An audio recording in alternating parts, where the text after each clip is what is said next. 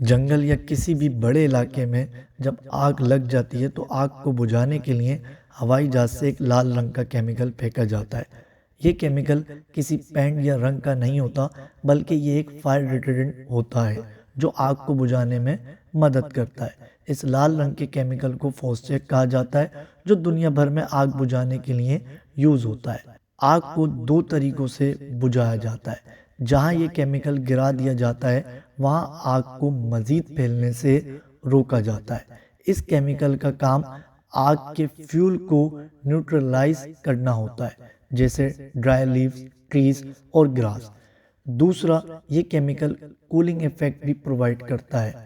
जहाँ हवाई जहाज ये सॉल्यूशन गिराएगा तो वो आग के टेम्परेचर को कम करेगा, जिससे आग जल्दी बुझ जाती है।